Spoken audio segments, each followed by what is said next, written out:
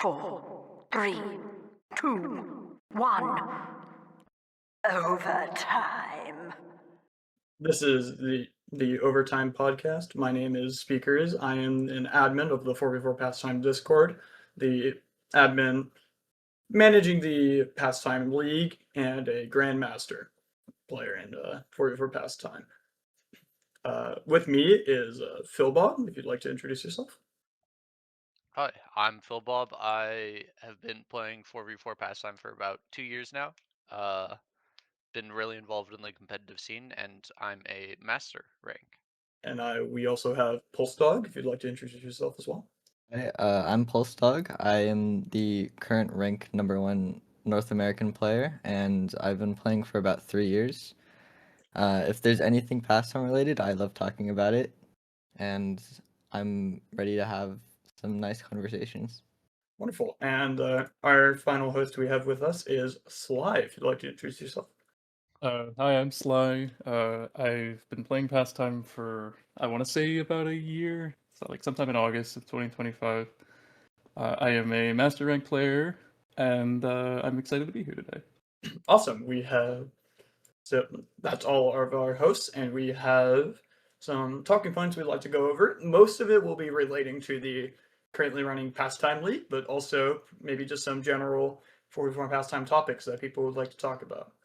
So, first thing we're going to talk about is for the Pastime League, we'd like to just talk about the general format and maps, what we think about both, any notes about format changes or maps in the season. So, to start, I'll bring up the regular season format.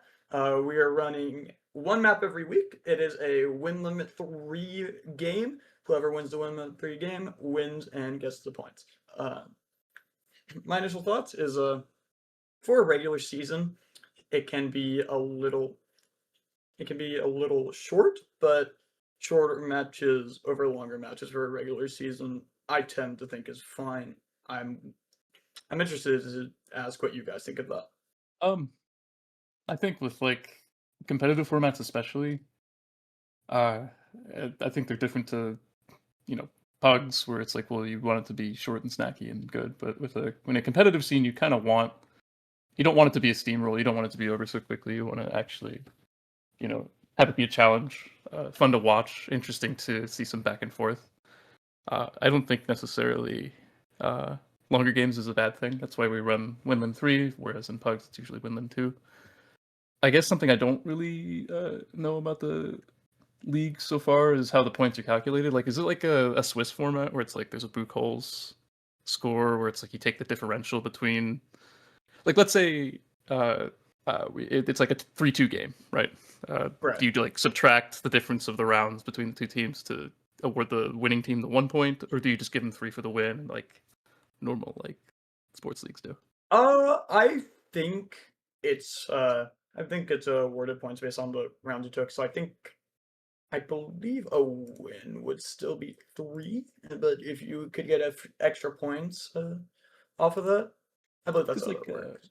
because it runs the risk of well, it probably wouldn't happen because you're gonna have every team place each other at least once, but Yeah. there could, like, let's say it's a big enough league where multiple teams are playing in a short amount of weeks, and they haven't faced each other somehow, and then suddenly you have like a 5-way, 3-way tie between the teams who have won all their games and not played each other.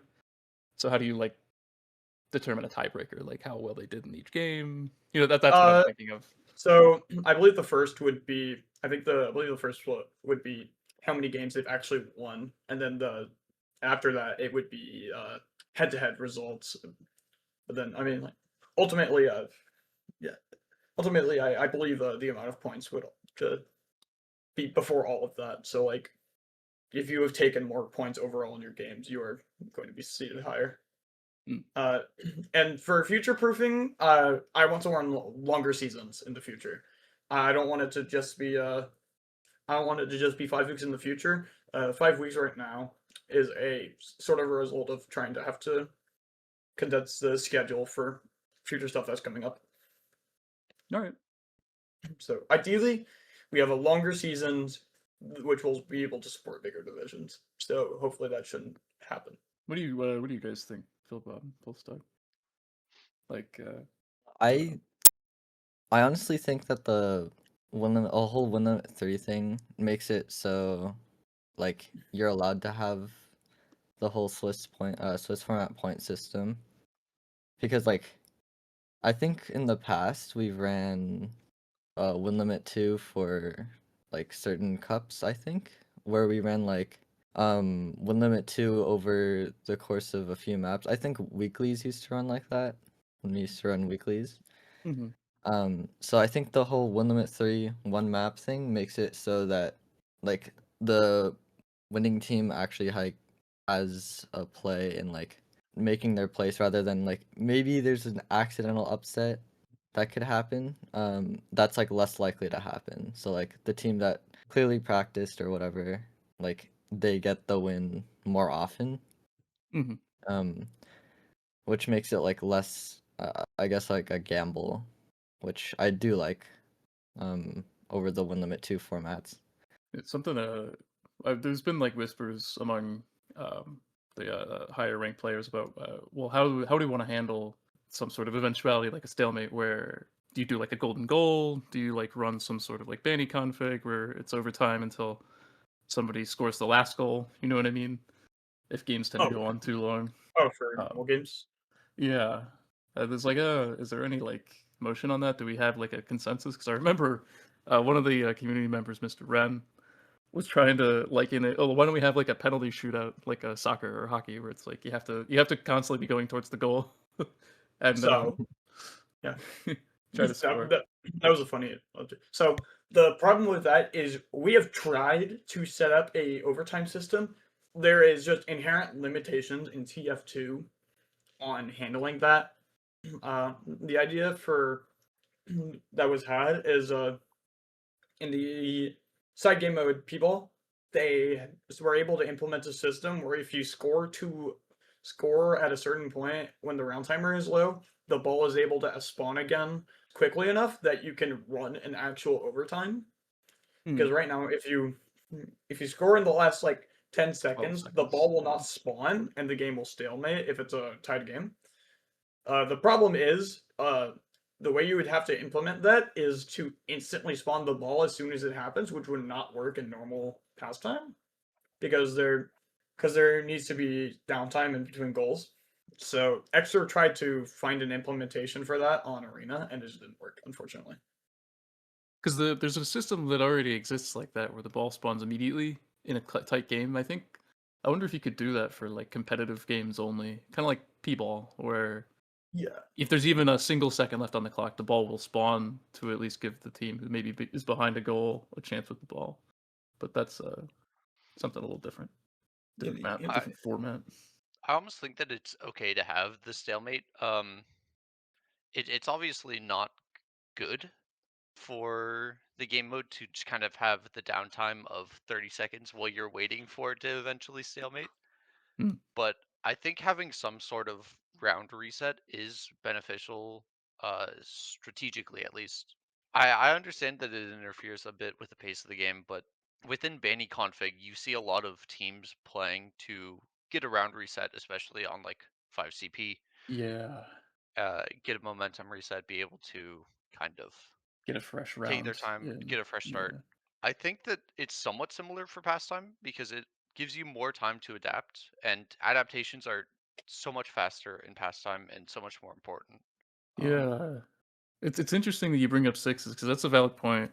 Like there isn't really a parallel there. In fact, I'd say like with the game mode as a whole, there really isn't. It doesn't have the same rigor as like sixes, where like there isn't as much decision making as you need to be because you always have a complete set of information in front of you. Like you have a freaking mini map.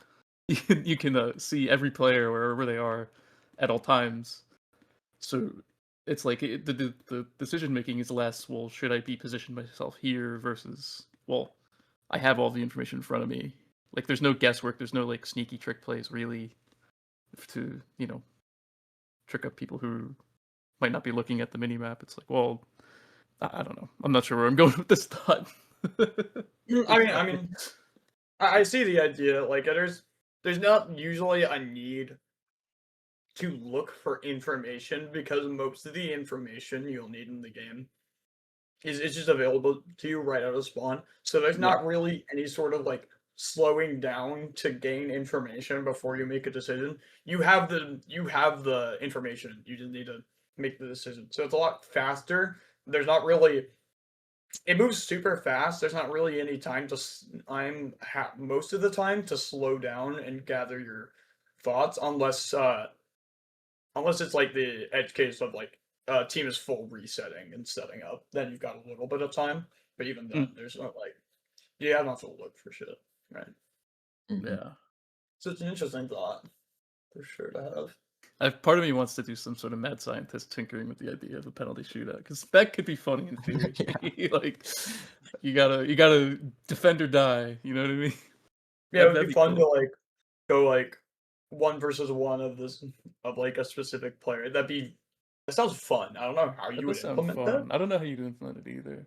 Yeah, I think maybe you could do it like a trick jump competition where it's like you have you're not allowed to reload, right? But maybe you could have something like that where it's like you start with the ball anywhere you want, like on their side, and then you have 4 rockets to try and dunk on a guy who's also only got 4 rockets. Maybe that could be something. Have you seen Flash's Jack Race map idea? No. I'm think it's just like a game mode where there's like 4 different sections, and the idea is one player goes and you're in a very short time limit to score, and you set a time, and then the player you're playing against Oh, has to beat it. yeah, like stopwatch. We haven't Yeah, tried implementing that at all. That'd be that interesting. That'd be more like a that's soccer a game. yeah that's its own map. The idea was a lot of fun. It just wasn't fully realized, but it kind of like works in a similar idea to the one you're having, I think. But Yeah. the difference would probably be for like a penalty shootout would be to just like it's based on how many times you actually get it in versus like how fast you get it in. That would be an interesting take on pastime because it's always been to a that right. Like there are theoretically games where they play out more like a soccer match where 2 teams are so very defensively capable that it runs the full course of the 10 minutes, and then maybe there's one team who's got more goals and just Yeah. needs to get possession of it to end the match. Mhm. But I really would like to see the stopwatch implemented in the game because that would be more like a sport. You know what I mean? It's like, well, Yeah. you're not limited to just getting to 5. Like you can play defensively like a goblin, like the Netherlands national team. You could be like, I'm gonna score 1 goal, and then I'm gonna say you can't score on me. I'm gonna park the bus and play like keep away with the ball. That would be an interesting dynamic to see.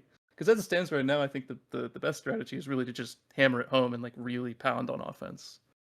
Yeah. But Yeah. And that- that'd be different. I remember bringing up the idea a while ago that the current round times are 10 minutes, and I was like, we can shorten it and just uncap the goals so that it's more on having that goal advantage rather than like getting to 5 goals. I don't know if that ever went anywhere, but I don't we never like really tested that idea.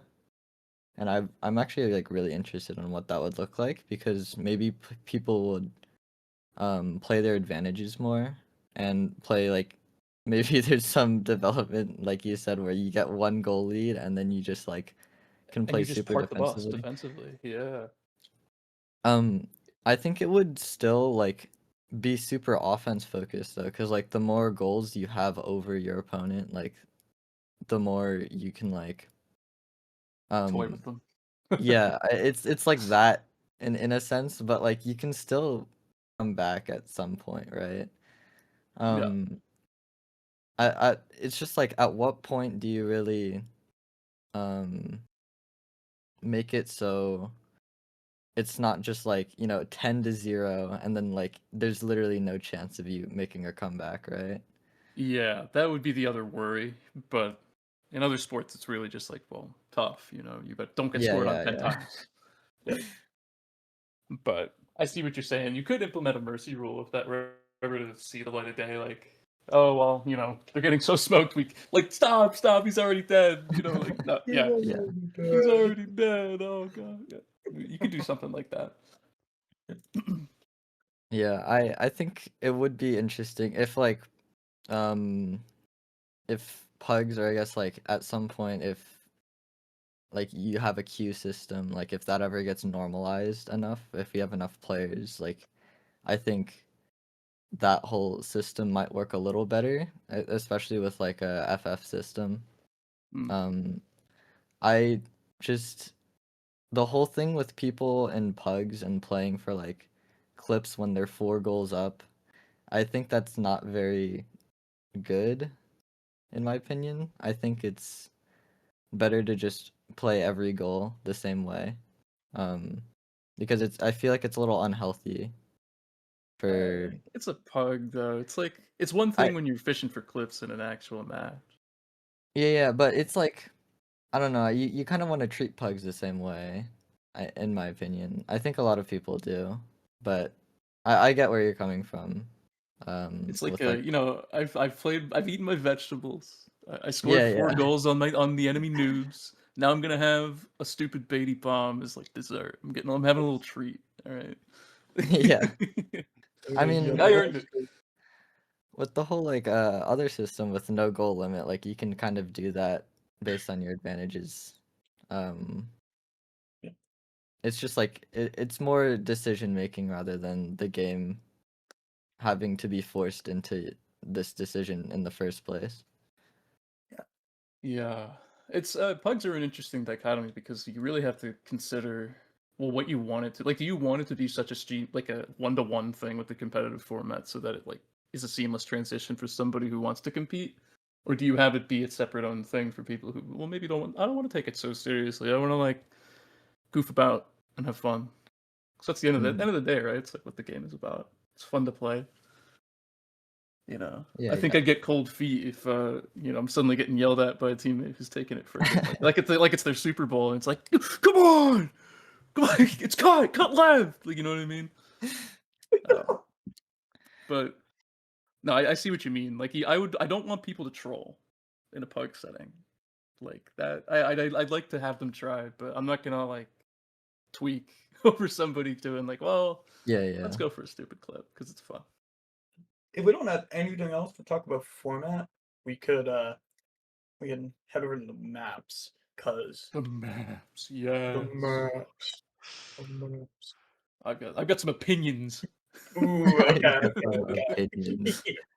All right, let's get into the meat and potatoes then. So the regular season is 5 weeks, and the maps that were chosen were Arena, which that week is wrapping up now. Next week is Stonework, which got recently updated and fairly changed.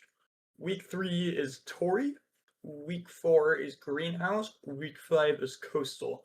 There is an option for weeks 3, 4, and 5 to agree to play an alternate map, which are Ruin, Stadium, and Boutique, respectively, for the 3, 4, and 5. What do we think of the regular season? Personally, I don't like that you're offering a players an out to another map. I think you need to tell them you need to sit down and eat your vegetables. You're gonna play this map. You're gonna learn it. You're gonna like it. You know what I mean? Well, it's not But exactly an out because both teams have to agree. If one of them doesn't want to that's play it, you play the normal map. interesting. Okay, never mind. Then that's perfectly all right then. Yeah. What's interesting to me is that Stadium, it recently got changed and it's in the alternate map pool, which Yeah. is I think it's one of the first times that Stadium wasn't in the default map pool for like a cup or season, if I'm remembering correctly.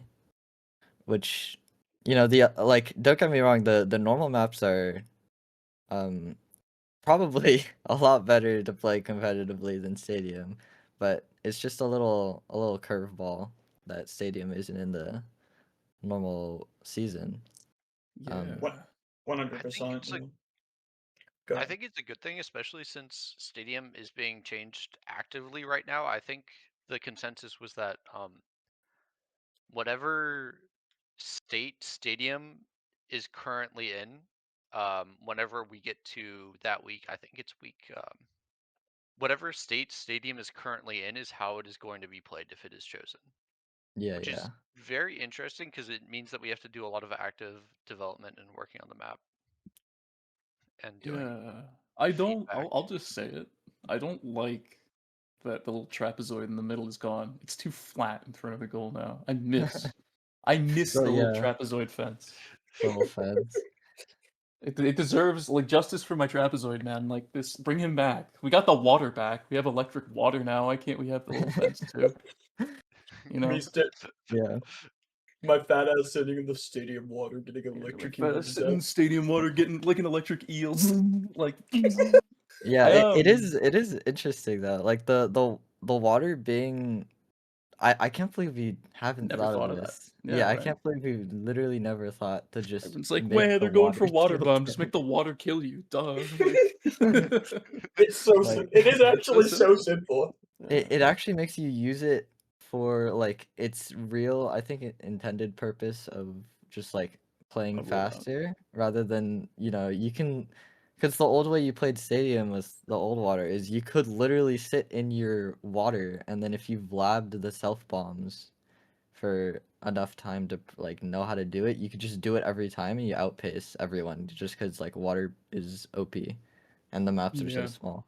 Like I think what Ruin tried to do with it was remove the sightlines so that you were kind of forced to play without any vision, but like on Stadium it was just like you could see everything. You could defend with the water if you really wanted to. So the fact that you can't sit in it anymore is actually really good because then you're forced to it kind of like rules out the options that were so strong and makes it so that it's like still a useful thing, but it's more of a you have to choose to use it first kind of thing. Water is an interesting dynamic, and I think every instance of water in any pastime map is a great thing, and it should go the way of the eel. You should just make every water source have some like in-universe, like context-dependent reason as to why you can't stand in there. Like maybe you could have the ruin thing, like it's under like a thing of hot coals or something. Water too hot, don't want to stand in it. Mhm. Stadium, you got the electricity. Maybe you could have like a jacuzzi leaking onto the floor and it's full of eels. And you can't stand in the eels. I like, yeah, water is good. I think it's an expression of skill to be able to do these like bombs that are very quick, fast, and high. I think Mhm. water opens up a lot more option wise, and I really like the idea that you can't just be a little chud and sit in the water and wait for the ball. That's better. Yeah. It's like healthier. It's like you still have the Yeah. water, but it's not warping the entire map or match around it. I wonder if Yeah. he used to do that one. I can't think of We'll never any. know. I think I'm going to nominate Stadium. I think we'll nominate Stadium. Yeah. How do you guys feel about the other maps apart from like Stadium, like especially like Tory Greenhouse Coastal?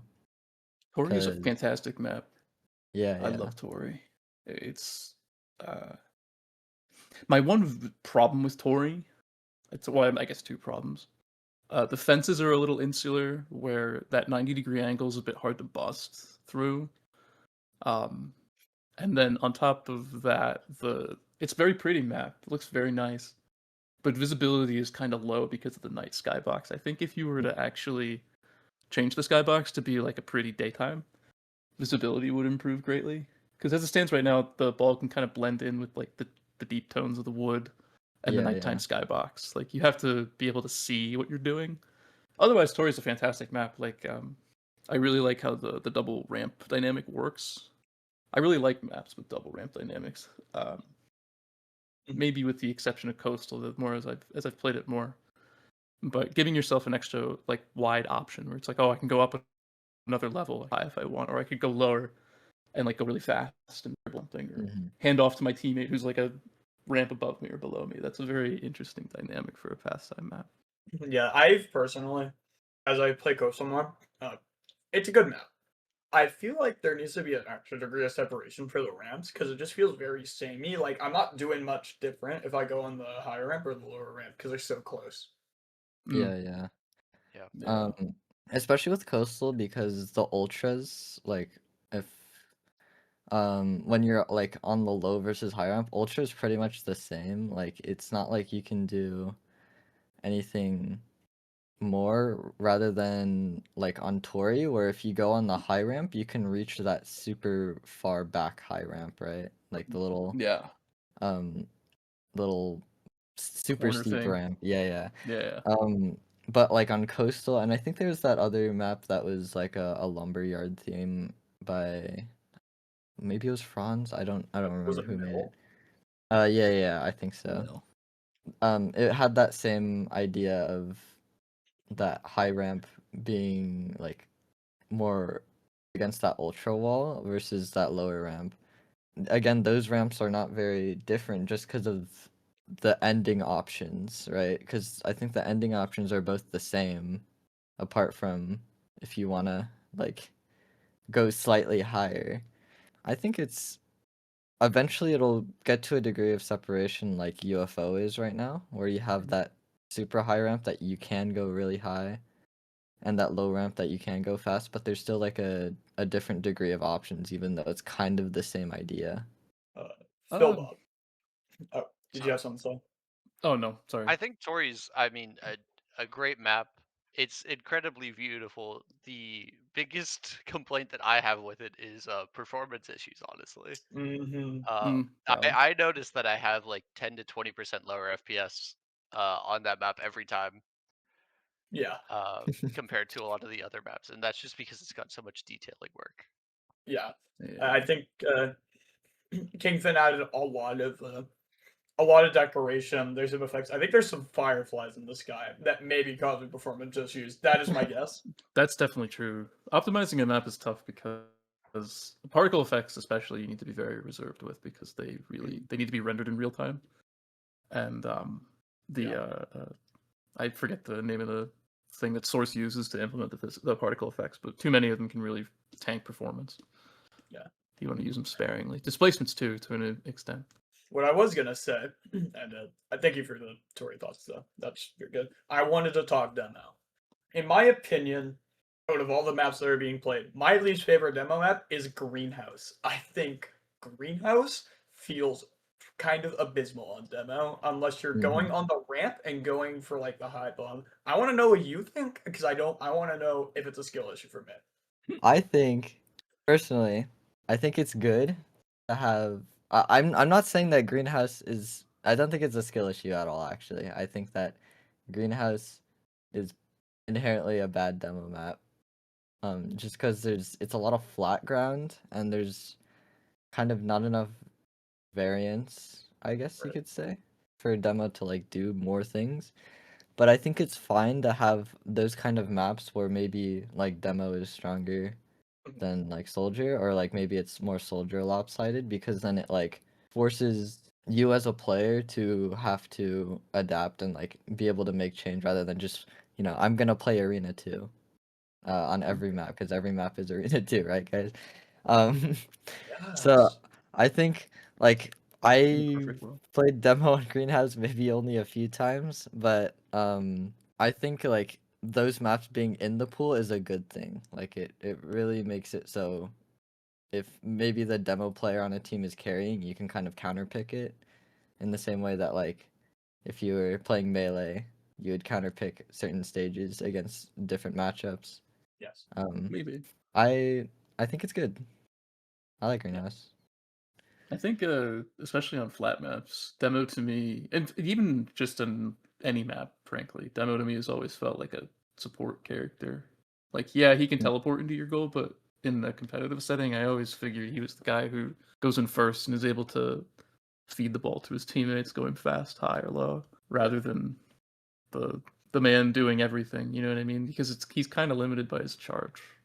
Yes. Yeah. Very limited resources. Go ahead if you'd like, Phil Bob, for your thoughts. Yeah, I just wanted to touch back on Greenhouse. I really do agree with what you were saying, Pulse, in that it doesn't have a lot of good options for demo men. There's a lot of limited trimp options on the map, and it just kind of forces you into that. I want to say more of a like DM role, where since it's Hmm. so flat, DM is really prevalent on the map, and Yeah. getting good damage for your team can actually provide a lot of value. So it kind of forces demo into that role, and it's a very not saying that damage is important on every map, but it forces you to play that role of kind of just DM, as opposed to a lot of the other maps where you could have a lot more versatile roles on demo. So yeah, I generally like agree with everything that was said for the most part. When I'm playing competitively, I am usually either I'm going in high first or I'm holding the ball for my team, waiting for one of my soldiers to go high because I can because with the shield resistances, it gives you a little bit of leeway to dance around people who are trying to feed for the possession. And if they're not trying to steal from you, you can kind of like try to dance around the rockets, surf them. It gives you time to let your teammates break out or help you, which is very valuable. Either way, either way you put it, you're still playing kind of like a support role. Like either you have to get it out for your teammates, or you have to be the one to get out fast so your teammates can go. Yeah. Maybe And it- in Past Fortress we can give demo, I don't know, a hover pact. Something Give him that, yeah, whatever give he him a wants. sniper rifle. He needs a- Exactly. Give him a Give him sniper. give him the LG so I can get hit 90% LG on a full. Oh, Blizzard would love that. Wow. Rest in peace. Rest in He peace, died. man. He died this morning. Not actually, but he was gonna be here. But he seems to have either been caught up with something busy or slept through it. I don't know I which. was being mostly facetious. I am curious how the league is going to adapt. I get when is patch Pass Fortress gonna come out? Even like I wonder is the league gonna use Pass Fortress as the standard or T2 as the standard? So we'll elaborate on that more later. But the status of the game is I guess I don't know how much I can say, but as of right now, we're not exactly doing as much as we'd like right now. We're trying to get things moving, but it's a bit of a rough patch right now. We're gonna have to see what happens there. I'll get into that more later. I'd like to finish up our general league talk before I get Sure. into that because a lot of that stuff is probably gonna have to just be me doing a lot of talking. If we don't have anything else about maps, I'll give you guys the chance now if you wanted to bring anything up. I don't like Coastal that much. That's the thought. I wish it were better. Something does about feel it a doesn't little hit too right. samey. Like Yeah. the defenses are weird. There's really I don't know the auto edge bug thing by the ultras is also just weird. Like it feels like you can't really use that well. Maybe Yeah. I'm not Mhm. thinking outside the box. No, yeah, I think it has the same use as like the pulse would in the sense like you use pulse to cancel fall damage sometimes. And it's like in the kind of same area. Another thing I want to bring up is that Coastal is like the next level of Crab, which we used to play a bit. And Mhm. Crab was just, if you could think of it, it's just literally a bigger version of Coastal with more pulse on the map. There's like pulse that went to the high ramp and pulse on top mid to shoot the ball straight up. Mhm. I think this because I've played Crab a bit, I think Coastal is literally just the better version of Crab. I think it has good features from like Ruin, which with like the dark rollout ramps. I like the dark rollout ramps on Coastal. They're actually very fun. Yeah. And I think the map is small enough to like be played, I guess, more as a team than like Crab was, which is if you go back and look at Crab, it's so big in comparison. Mhm. I can't believe that in the same degree that like plexiglass was, you couldn't like play on two different sides of the map on your offense kind of.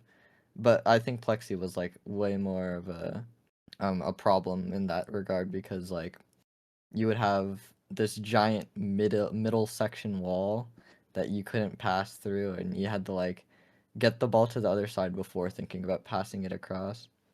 I think Coastal is a good step forward. But like you said, I think there's some like tweaks that need to be made. There's some useless stuff like that auto edge bug. I can't even really pin it. Like I think one of my main thoughts is why I don't like it. The lanes feel kind of cramped. The upper Yeah, is really yeah. like claustrophobic.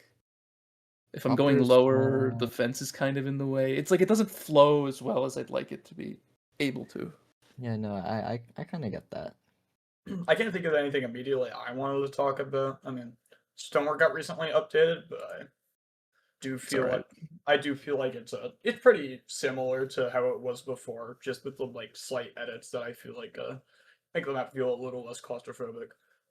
Yeah. Mhm. Fill up if you was there anything you wanted to add? Just feels like kind of an improvement, honestly. Um, Yeah. Not too many big changes as for Stoneworks. Yeah. The other alternate maps, Ruin and Boutique, Mhm. are kind of classic. I feel like I don't know what your guys' opinions are about them, but I feel like Ruin is pretty contested, just pretty disliked because of the prevalence of water bombs, just kind of forcing a singular kind of meta, similar to how old Stadium was. And then Boutique feels kind of just like a solid map, a little bit Yeah. more defense sided than a lot of others since the pults are so strong. Yeah, those bolts are OP, bro. Is it a little crazy to say? I feel like Boutique almost does right what Coastal is aiming to do. You're I crazy. can see that. No. Like I think hear you, about it, yeah. right? The ramps, apart from like the ramps are what Coastal is kind of missing, right?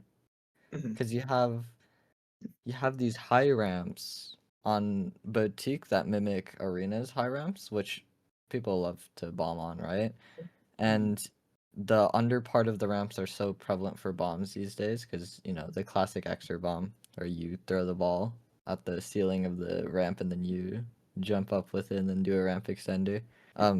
That's like kind of such a important default bomb nowadays, that Boutique having it and having the lower ramp too for different lower fast options kind of, um if you saw it on Coastal, maybe Coastal would have a little more like difference in plays on the like the sides, right?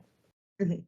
Um Otherwise, like, you kind of just have this low ramp that does the same thing as the high ramp, which Yeah. is it's like too much clutter, I guess. It's not too much clutter, but yeah. It's too cramped. Trying to do team plays feels very awkward almost. Yeah. Hmm. Any other closing thoughts on the matter? Or, Nope. Nope. no? All right. All right. So the next point to go over, uh, I will. We wanted to have each of us pick a team, go one at a time, collectively talk about the teams, what we think, any standout players, compare them to other teams, etc.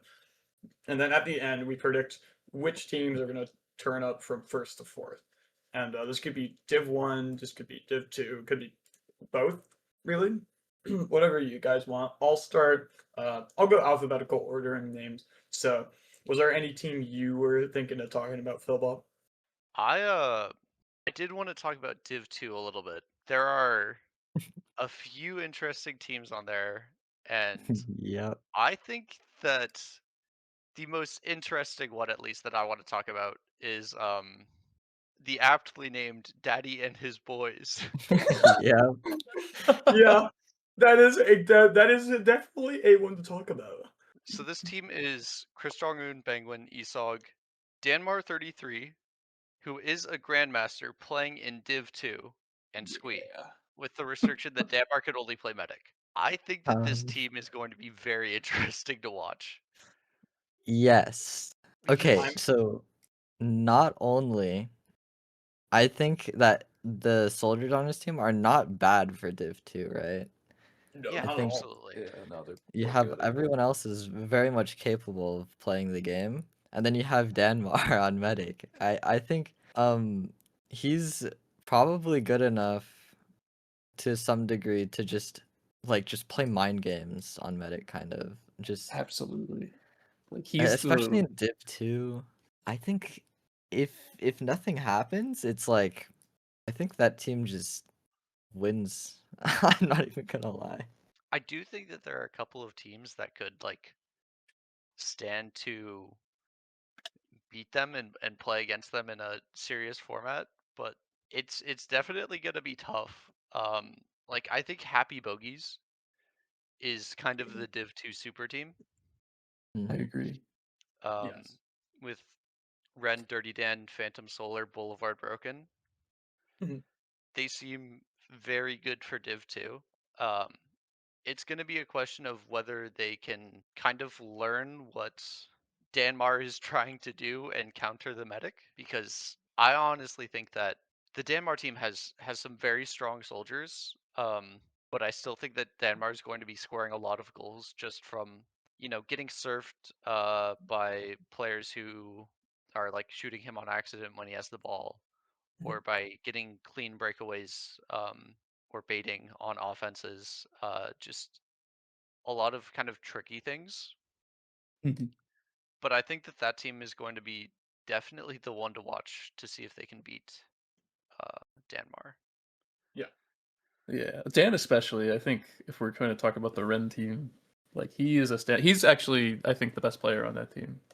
I don't think it's close. Dan's very good at demo. He's really one to watch, folks. Like he's next up. he Yeah. if he took it serious, he'd be like very good. A lot of the players on that team, on the Happy Bogies team, I feel like are just like so close to being masters that they can. That I'm working as a team, they probably play like them.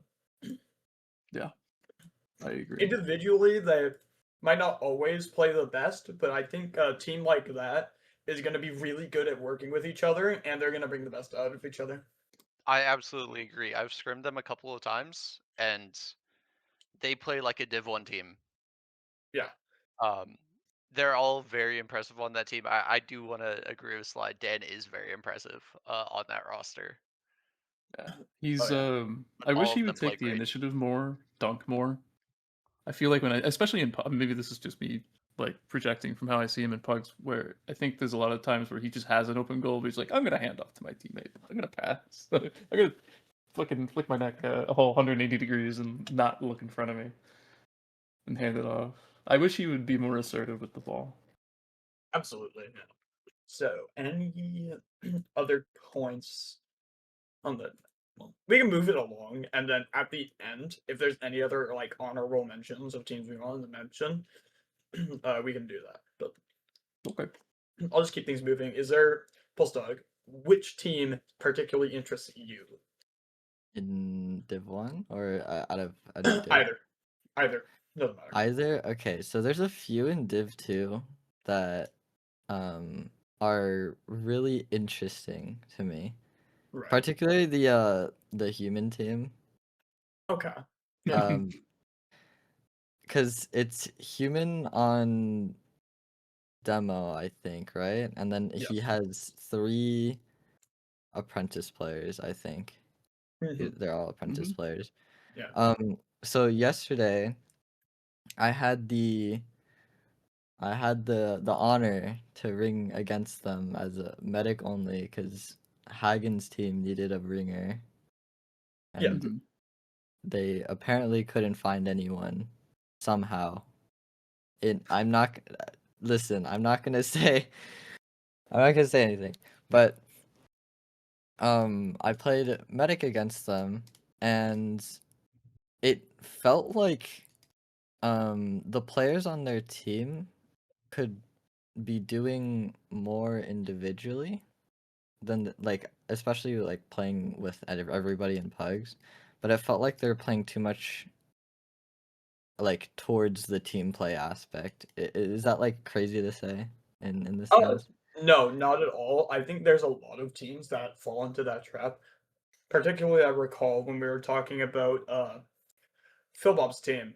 When we played against them in our scrim, it did feel like they did a similar thing where they leaned too much into trying to play like pass to pass team play and didn't take any individual initiative when the opportunities presented themselves.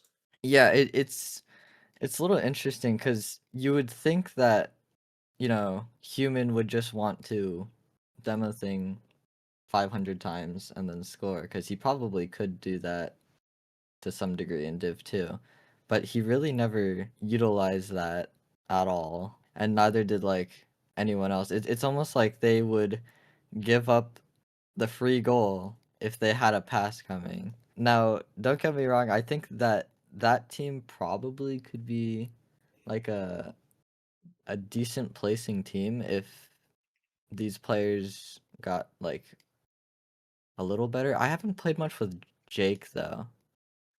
That's like the one player I don't know much about. I've played maybe one pug with the guy. Friendly person. He's talented enough. Like he's like a firm upper apprentice, I think. He swings Okay. with the ball, he passes often. Seems like a decent player to me. I need to play with him more though, before I really say Yeah, he's yeah. good or not. It's funny, I remember him from a long time ago. I think it was one of the YouTube waves, I think he came in. And he's kind of, I know at the time he was kind of like a prodigy. He was really getting into the mechanics and trying to learn how to do shit. And then he stopped playing for a while and just came back recently. And the most standout Yeah. thing is I think was playing on he was on vacation playing on a connection of all time. And he was still doing solid, honestly. Yeah. But it definitely hampered him a little bit. I don't know if he still has that or not. I think apart from that, I think all the other teams are probably as good as they look. I don't know. I'm looking through everyone right now and I'm trying to see. But Well, we'll go over some other teams as we go down the list of people talking. I wanted to give people the opportunity to talk about a team that they're particularly interested in. all right. Next up, Sly. Do you have a team that particularly stands out to you that you wanted to discuss? Well, I wanted to talk about the Ren team, but I also kind of want to talk about your team because you terrify me. Your team is very scary. Yeah. Go ahead with whatever you want. I'll get a little glaze going because holy cow, man! Some of the hardest games I've ever played of pastime. It's actually scary. You guys have like I'm not sure how to quantify this because you haven't played many teams outside of Div 1 for practicing for all of this. And just to clarify, the team we're talking about, our team is named Success in Div 1. Oh yeah, it's speakers, postdoc, Sipe, Owen, like just very talented, right? Something I think I noticed that comes from your team that I don't necessarily see in the other Div 1 teams, even the Tomato Tom team, which I don't think I fear as heavily as you guys, is you guys have a really, really good pass to pass. Like in ways I can't quantify. I feel like when we play you, we all try to like shoot one person who's becoming a problem, shooting us on like defense. And then as that's happening, you pass, and then we react to the pass, and then you pass again, and then we react. It's like very fluid in how often you pass. I think rarely it comes up short. I'm not sure how else to quantify it. Like, I think you guys are an easy favorite for the first place. I'm not sure how to really stop it. You know what I mean? Yeah. I would agree. Having played against this team a couple of times, I want to say that some of the best things that you guys do is that you're all very proactive with the ball. Since you're all, kind of that team is 3 GMs and 1 Master Elite. Yeah.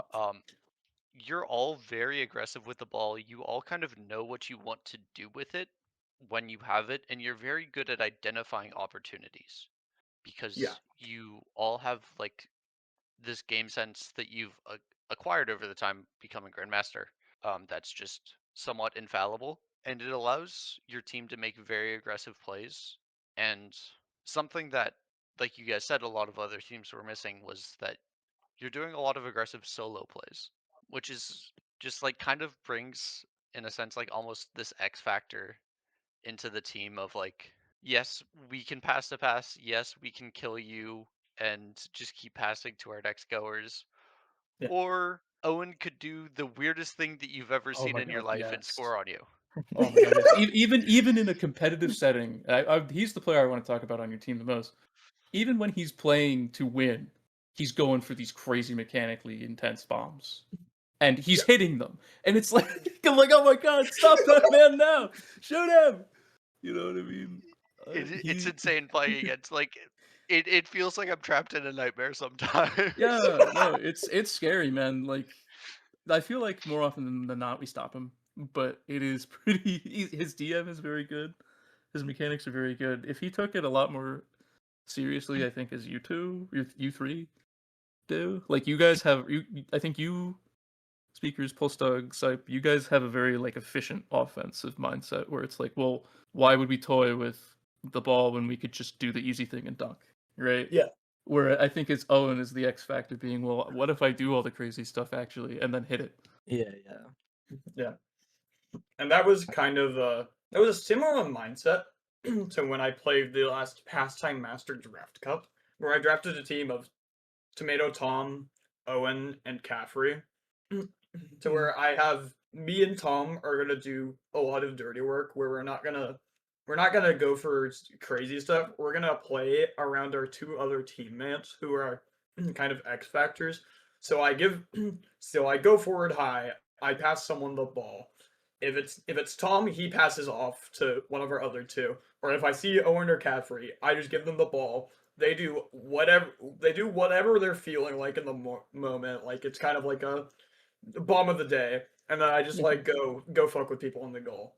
And Yep. we had a lot of success doing that, and it kind of can be a similar idea to where I'll look for one of my teammates.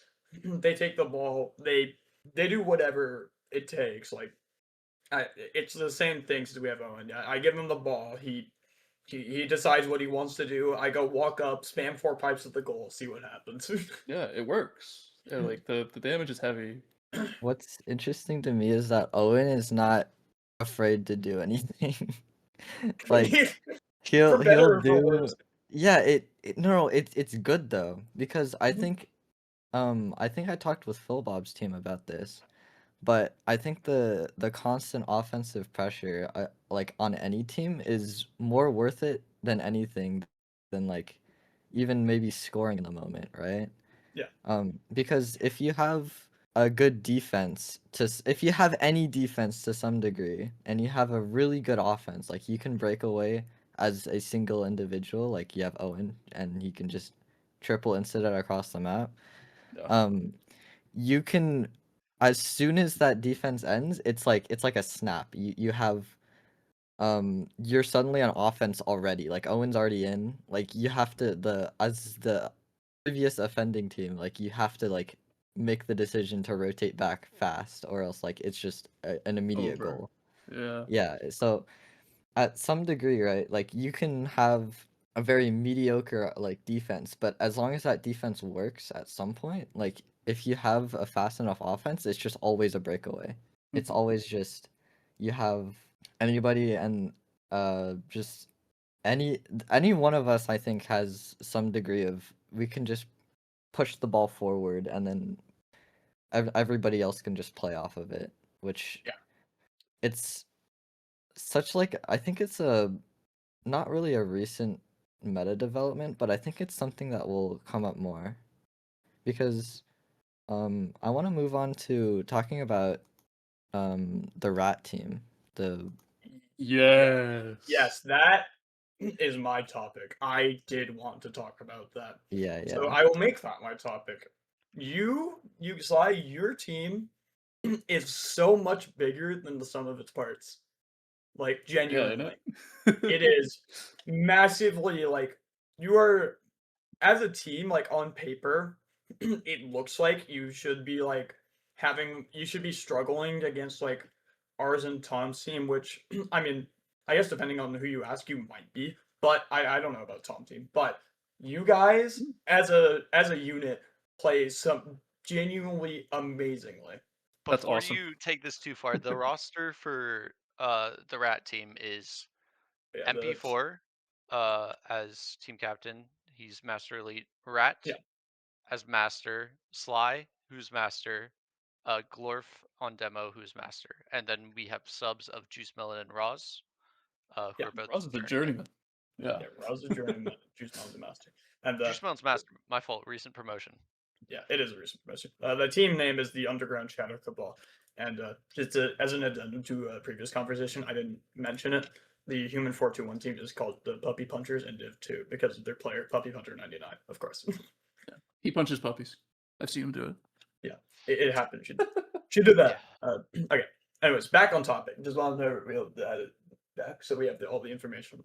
So MP4, as of recent, has been a very standout player in the community. He has been rapidly improving and has great offense, good defense, and good DM. He's a very well-rounded player. Works great on a team like this. Question to you, Sly. Have you guys played a scrim with Glorv? Yes. You have- He's okay. I'm gonna air you out, Glorf, you little goblin man. You gotta show up to scrims, bro. Like, we keep on trying to like play with you, and you're nowhere to be found because you're hitting a blinker on a Roblox noob, dude. You gotta show up. But no, we've played with Glorf before. I wish he were more present. I think no matter who we bring, I think Rat, Logic, and I are very synergistic players. Yes. We can really fill the fourth with anybody who's got like a pulse, and I think we Yeah. could do well with them because we can play around them. Yeah. When Glorf is present, I do really appreciate him being there because having a demo like him is very helpful. He's I'm not even sure how really to describe it because I feel like he's just a little bit everywhere. He's very confident. He'll just take the ball. He'll just read. He'll just try to take the dunk, and that's pretty helpful sometimes in a competitive setting where it's like you can really tip the tide in your favor if you just try to score instead of fooling around with a pass. Yeah. More. I'll say he could be more vocal. In the times I have played with him, it's just my opinion. Like I wish he would talk more, but he's always listening. So it's not like he's a detriment where it's like, well, we need like constant comms. We want to make sure we have all the info we need to make informed plays. Yeah. He's a valuable asset to the team. We've scrimmed with him. I think he was there when we were he was there when we played against, I think, the Tom team and also the Ren team. Okay. The Ren scrim went very well. The Tom scrim also went decently well. We kept it, I think, a 2-1, 5-4 type score. And took a stonework, and then they took another stonework. Very nice. Very nice. I don't really fear the Tom team so much. I figured I would fear them a whole lot more. Maybe they need to just lock in. Maybe they weren't trying as hard, but Mhm. the few times I've played them, I felt very comfortable. It didn't seem impossible. Yeah. I think Tom's team has been playing scrims with Pat on a Steam Deck. Yes. That might be true. Oh, Holy cow! Why Uh, is he on a Steam Deck? Because he's not supposed to be their main. He asked Bluetooth to main instead, because he has during the time where grand finals will be happening, he has like finals, and I think he is also not at his setup right now, which is why he has been seemingly subbing in for Bluetooth on his Steam Deck, playing with a keyboard and a trackpad. Jesus Christ! And he's still doing like great. Yeah, That's he the is problem. actually doing good, He's a terrifying which is player. really funny. Yeah, like Pat is someone that needs to be studied, man. I don't think he sleeps. He might just live in like a coffin. He just rises from his coffin like Dracula. It's like time to play pastime. You know what I mean? He's like, and then he shows up to your pug, and it's over. He just teleports to your boat 5 times. Yeah. Yep, It's over. You're cooked. you're done. You're done. he's insane as a player. Yeah. Showed He's up in the constantly first playing with you. ARX Cup and immediately just carried his team. Like, I want to say carried his team to victory, but carried his team as a journeyman. Yeah, absolutely. I mean, for context, people, he's And a then- Master Elite now, so Yeah, Yeah, he you went may have I don't- spearran his And many master. promotions. he's a Grandmaster in EU. I too. can't remember any time he wasn't a master. Like I feel like he went from journeyman to master elite, like And instantly. he did. 'cause He Yeah. did. He pretty much did. That's awesome. First ever. Yeah, just like neatly wrap this up. There, I'm really excited to see how your team does. I think you have like one of the highest potentials out of everyone to improve and genuinely be like a grand final threat. Oh, absolutely. I genuinely, and no shade to the Phil Bob swag master here, or the Typhoon team either. I think we're a pretty comfortable podium team. I don't know if we take it all. I don't know. I don't think that's gonna happen. Yeah. But I mean, I'm pretty confident we can hit third. anything can happen, obviously. obviously, like every every team has good players, and I'm sure everyone as a collective will improve over the season. Yeah. I'm just very excited to see how your team improves. We Because could also just it be arena merchants. We've been scrimming a lot of arena. that's fair. So, That's fair. we'll see. We'll see. But especially with a Glorf roster, Yeah, I really want to see how you guys do in your games. we'll see. And to wrap this up neatly, any honorable mentions from anyone here? Like any? Oh, okay. I got one. I Yeah, got go one. ahead. Go ahead. Go ahead. I need to look at the. I don't remember the name. I'm sorry, but it's there's a team that has absolutely zero presence in the Discord. That just pulled up. Yeah. It's 0.67. Oh wow, I just got the joke. Kilograms of spiders. Oh, I know well, these people. actually, the joke Yeah, I is actually know these people. so the joke with the team name is that they have 1 kilogram of spiders as a sixes team, and Oh, so there's only 4 people, so it's yeah, there's only 4 that's people. clever. Okay, I like that. But like, who are the like? I've heard of this team in sixes. None of these players are being chilling in our Discord. Nobody. I never see these people talk. I never see these people talk. They're just here and they're competing, and that's so cool. I really Yeah. like the. I wouldn't call it like a cultural exchange, but like seeing somebody who's just it's like, oh, this league's here. That's kind of cool. Let's do it. You know, like fuck Yeah. it. Like let's just have fun with our buddies. That's very cool. Yeah, so I've seen this team participate in the ARX Apprentice division. I don't know if they were 6-7 kilograms. 0.67. I think they may have changed that recently, but maybe they were. But I mentored this team in the Apprentice division, and it was a Mhm. similar roster of Torque, Cam, Strider, and Angel underscore. Mhm. Torque is a fantastic player, genuinely. If that guy played more, he could he would climb ranks. He is a dark horse in this division that really stands out to me. And they also have Rui rostered, who is a journeyman, and she might be playing. I'm not actually sure. Didn't know this person was in the server. Oh, there they are. Holy cow. Hello. Yeah. Hello there. Hello there. Wow. But yeah, Torque. Torque was a treat to watch in their demo reviews. That guy's kind of insane. Dead ass. All right. Cool. He's definitely worth watching if you find the time. And the rest of them are like they're all sixes players. They all know how to play as a team. They're, to my understanding, they're a core that's been playing like TF2 together for a while. And in most game modes, sixes, I think they have a Highlander team that was playing the past couple seasons. Yo. And they're done. Obviously they don't. Yeah, as you said, they don't play pugs much at all. But they're definitely a team that's played before, and it's definitely worth noting. Yeah, there's more than one too. There's to throw another one out. There's this team called Crunk Dunk. Never heard of these yeah. people. Who are you people? You know what I mean? Like I recognize all of these people as Highlander players. oh, There's Inquisition, Cliff, Aimbo, Waxy. Those are all like high div Highlander players that have been around the community for a while. I don't know if they've see. ever. I don't know if they've played. I don't know if they've played Pastime ever before this. So I think they're genuinely just new faces. yeah, I think that's really cool. I would love.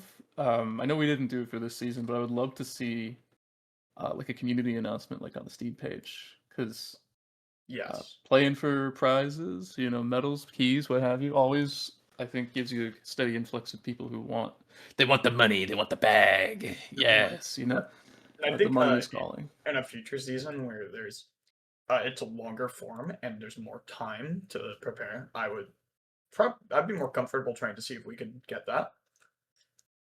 It'd be good. It'd be good. Yeah, it's already a pretty good turnout just for the first inaugural thing to begin with. Yes. It's very encouraging. I hope there's more people when Past Fortress comes out. I hope there's more people when we actually properly announce it. Yeah. Because Absolutely. this game was awesome. I love Pastime. Yes. And does anyone else have a team to honor that they like as a honorable mention or not? Really, what do you guys think?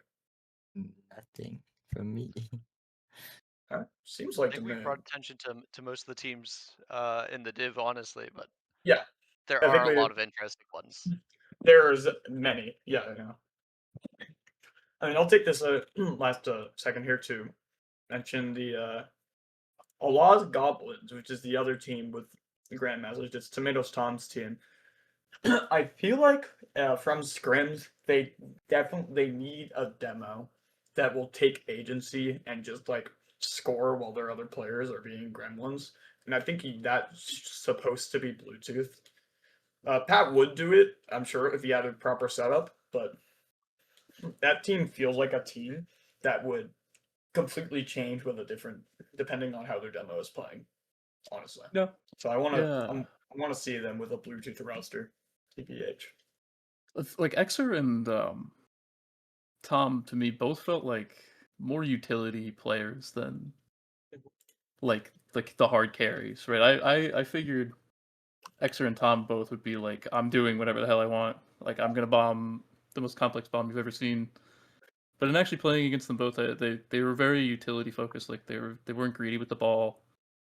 They were DMing more than I think doing things mechanically. Whereas Pat and Slam are really taking charge with the ball. Yeah, absolutely. You're hitting the speed. That team's What is this? that team is very similar to the ARX team with Slamborghini and Pat, with Yeah. the substitution of Sage J and Psy Guy for Yeah. Tom and Exer. And Sage J, I think, has a little bit more kind of individual play potential, like Yeah. offensive threat than Exer or Tom. But I really think that without Pat, this roster is a lot less kind of offensively capable. Pat does so much, even on 150 ping, Yeah. to just kind of take over lobbies, and insane player. Yep. Will teleport into your goal off of any loose ball. Um, just incredible offensive potential, and I don't think that most demos would be able to fill that niche. Yeah. There's a demo shortage. There's like they're an extinct species or an endangered species. Like nobody's playing demo, man. Good demos are like endangered, like an endangered Yeah, animal. man. Need to protect them so they don't Yeah. die. We need like I'm park rangers. We need the demos who currently exist to I will be repopulate killing the demo Phil Bob range. in a week's time. Yeah, no. Sorry, Phil Bob, you gotta. We're taking you out behind You the gotta shack, go. Bob. Look at the flowers, Phil Bob. Dude, I swear my own teammates want to kill me sometimes. What? I make Come to ops. us. I've got ops you've never even heard of. No. Come over to our side. We'll give you come to the dark side. We have cookies or whatever. I don't know. What I do you don't know have if I want to with come you? to your side. I saw how MP4 treated me in lower. Yeah. What did you be on your team though? You won't kill you on your team. To nicely wrap it, yeah. To nicely wrap this up, quick predictions from everyone. Placements 1 to 4th in both divs. So I'll start top down. Phil Bob, give me your top 4 for the season. This is tough. I think that success probably places first in Div Mhm. 1. Mhm. I think Underground Shadow Cabal is very poised to take second at the moment. I have not scrimmed against Freaky Tech, so I cannot say how that team is going to do, but I don't think that they have the same potential as these other teams. Mhm. I also don't know who they have main roster, like if they have Seo main roster or not. I'm pretty sure they do. I want to say it's Lucy, Typhoon, Seo, Mossy Okay. That sounds is their right. roster. Okay.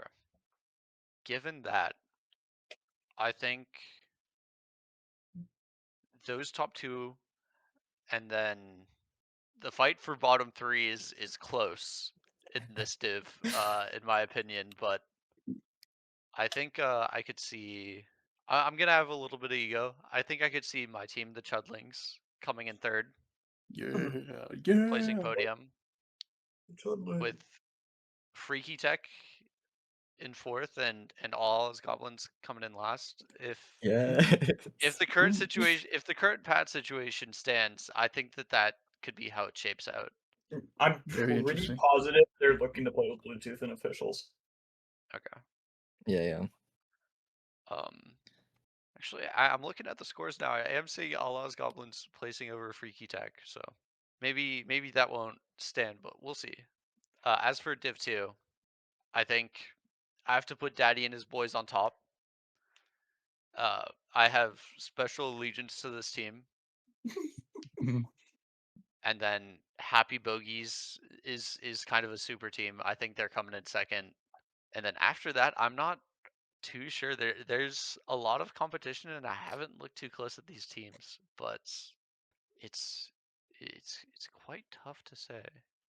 I'm taking a quick look over these rosters again really quick.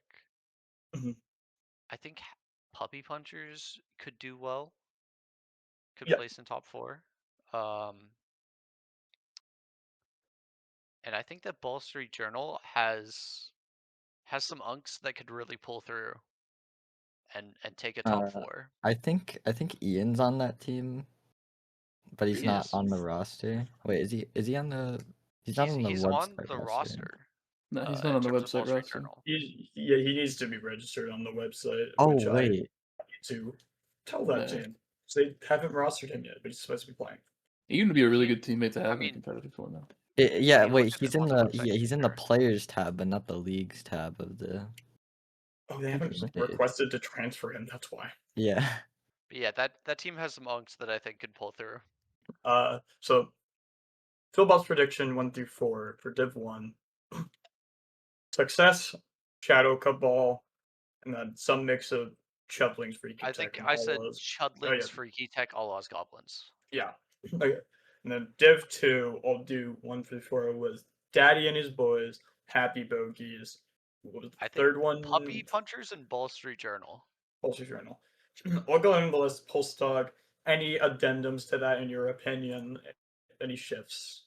Or do you mostly agree?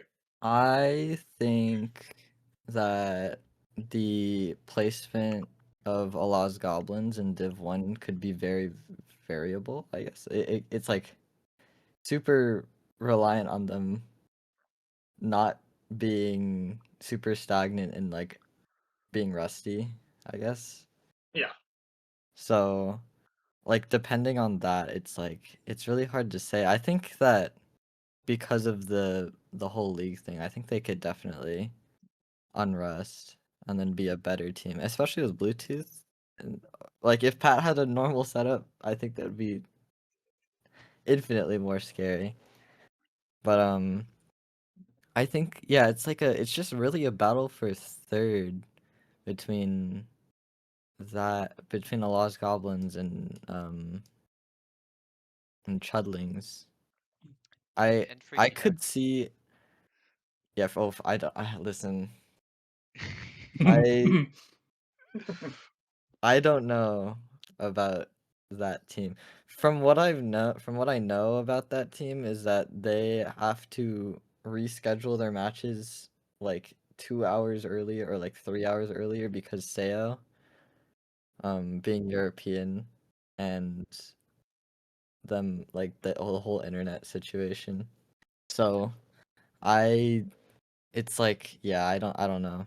I don't know about that team. The other 4 teams What does Seo typically play? Because they do Stoic have Demo. a Stoic Demo. Demo. They do have a Sanity on that roster, I've noticed. That could be a Yeah. good implant. For sure. Yeah, and then Div 2 is relatively the same. I think the Inquisition team is actually going to do a lot better than people think. Mhm. Either that or the Lunar team, I think. From what I know, the Lunar team and the Inquisition team play against each other. And like I think they have a pug server or they scrim each other or something. I don't know. Interesting. Okay. Sly, you can go ahead and give your predictions. Any like adjustments you would make, or do you mostly agree? Shadow Wizard Money Gang on top. No. Oh, I don't know. I think Shadow Wizard Money Gang. Yeah, no. I think your team probably does take the the gold medal here. Mhm. I would love to say we come second, but I think it would actually be pretty close against X's team. We're not dominating them in any Yeah. respect. Like it'll Absolutely. be a very close fight. I'm gonna confidently say we take second. Actually, let's be optimistic here. Yeah. For sure. Let's put Allah's Goblins in third, then the Chudlings, and then Freaky Tech. Sorry, big ups to Typhoon, but I don't think that roster's gonna work. As for There's a little Div bit of 2, a rough roster. Div 2 is so interesting. yeah, really. Okay, here's my truth nuke. The Ren team smokes everybody. It's not close. They are going to. They're not going to drop a single round. They're going to win every. They're going to be tall and handsome and rich forever. They're going to win the $1 million. All right, Ren team on top, surely. Then I think it's a toss up between Daddy and his boys, and my dark horse pick is actually the non-Americans roster. That is a terrifying roster. I won't I think lie. they have the stuff. They could podium for third. Like Merrill in particular, he's pulled up. I had the pleasure of watching this chud play the Asia Masters tournament, and he won. Like he's actually improved quite a great deal since I last pugged with him, since he got pug strict for being a chud. He's I think he's a big X factor on that team. He could probably carry a team to victory even on ping. I'm not sure how the synergy really works on that team. I haven't seen them play either. I'd love to scrim them and see how they do. That's my dark horse third pick, I think. Yeah. Then probably trailing behind them would be the human team. I think human's success, his roster success, kind of is dependent on whether or not he's allowed to play Stoic. Because I heard that we had to ban the booties because the plugin was not working for the turn rate nerfs on ServeMe servers. Yeah, that didn't get. The problem is, ServeMe doesn't particularly like running a ton of plugins for one game mode.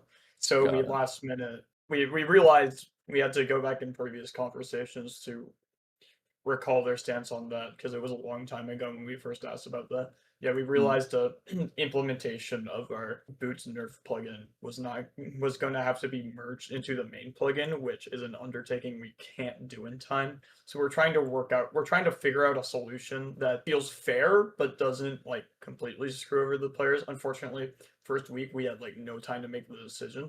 As of right now, boots are off the whitelist. Okay.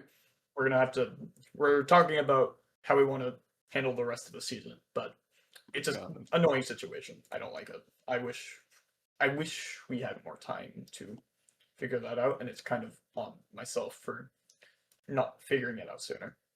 So good. So I guess to reiterate, my Div 2 picks, Ren team, never losing a round type smoking of this division. Then comes Daddy and his boys. Then I think is a toss up between the European team and the human team. But there's also the Wojacks. I haven't seen these guys play either. Spood is Spood. He's a well-rounded player, I think. I'm not sure how synergistic this team would be together. I'm not even sure who the main roster is. It looks to be Spood, Pickle, Nico, Bai. Player skills notwithstanding, I think that team doesn't have much synergy. So let's say they're probably fifth, and then everybody else lags behind. I don't know these players enough to really rule on them. We are a bit short on time. There are a few more points I wanted to hit after this, which are going to mostly be me rambling. I'll throw out my quick predictions. Div 1, I think I'll be optimistic. My team success, I think we're in a pretty good spot to win. Second place, in my opinion, depends on how Allah's placements do depend on how Allah's Goblins develops through the season, whether they heavily improve or what ends up happening with that team. I think they're very good. I think they're very good. They can definitely like make the adjustments needed to really excel. Third place, sorry, it would end up being fourth place for prediction. It depends on what happens throughout the season. I think Chudlings have the potential to improve. So does Freaky Tech. I think it'll be close. I'm gonna edge out Chudlings there, but that's kind of biased. For Div 2, I think Ren's team Happy Bogies is very much a poised to win. Second place will probably be Daddy and his boys, just because of the experience of their roster. Third place, I'm actually going to say the Wall Street Journal. That team is very much overlooked, but they have, but I think specifically Effion has insane DM for that division, and he's solid enough at demo to where I think he will actually take over games given the opportunity. And then fourth place, I'm gonna just say off of like experience, I'm gonna give it to Wojaks. I think their players have enough individual agency to kind of beat out the weaker teams with like worse defense and not as good team play, simply off of experience alone. Also, I think Pickle is an awesome teammate. I love that guy.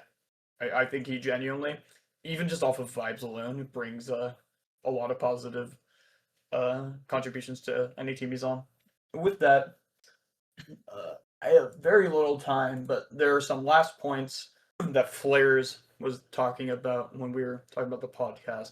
We needed to go a bit over our time for this, but future of PTL. What is the future of it? Will only be pastime TF, PF organized events, or other orgs people want to host cup be able to. It's very lenient. We're very much open for for people who want to run their pastime events to use our league to do so. So it's not like super restrictive. So any sort of pastime organizations that are interested in working with us can totally reach out, and we can give you a space to do so. When Past Fortress releases, will it be renamed to PF? Or do we consider pastime everything pastime, not specifically Past Fortress? I would say, for the most part, it should just be everything pastime. I mean, if most of stuff moves over to Past Fortress, that would be worth considering. But yeah, no. It's probably for now just pastime League. And to add on to that, what about other game modes? I think for if people want to run stuff, I'm specifically thinking like Pibble tournaments. For those, I think I'm totally down for those to be supported by our leagues and any other alternate game modes that pop up. For rule set, what if other regions use rule sets? Will they be forcing the quote unquote? Will they be forcing the NA config? Whatever is set as the global config at the time of competition will be used. What relation will this league have to other leagues, RGL niche as well? This is its own thing. For the most part, it's meant to be a consistent thing that can run year round, but it's not looking to like replace anything like RGL or ETF2L. And on top of that, do we have contact with other leagues to organize states? Yes. Do you think this league will help to make 4v4 pastime a Sixes style game mode? It depends. It depends on how much this game mode grows. For that to happen, it's going to need to. It probably will need to be significantly sized like RGL or ETF2L to really come into its own like that. We want that eventually, but is it realistic? I don't know. Other regions, we're totally open to host other region tournaments. There's nothing stopping that from happening. It's totally open. How ban players be handled. Previous league and pastime Discord bans. Previous league bans will 100% be mirrored. Pastime Discord bans is an interesting case because a lot of behavior that we ban for in pastime Discords are for like pug offenses, and those offenses may not always be super applicable to an actual league. Like if someone is found annoying and generally disrupting pugs all the time, that might be worth a pug ban, but that might not be worth a league ban. It's a very case by case basis. And the last point. Team balancing, what if a team has 3 masters and 1 apprentice? Will there be class restrictions? Anyone able to play their main regardless? To answer that, it's a case-by-case basis. I want this league to go on long enough so that we don't have to even think. So that ideally, your restrictions or capability to play a division are based on tournament results, not league. Not a pug stuff. I feel like I want to eventually get that to a degree of separation where we don't have to think about that anymore. And those were Flair's points around to rattle up. Kind of took over for a second, but we are a bit low on time. With that, I believe we're out of time, just a bit 2 minutes over. Any closing thoughts from anyone else here, or anything you wanted to add to the previous points or questions? Really, anything. Shout out to my boy Logic. Hit me up on Cash App. You owe me $5. Yeah. Any other shout out trend? Shout out to Overtime for hosting us. Oh yeah, true. Letting us talk about pastime. Yeah, thank you guys so much for having us. It's really appreciated.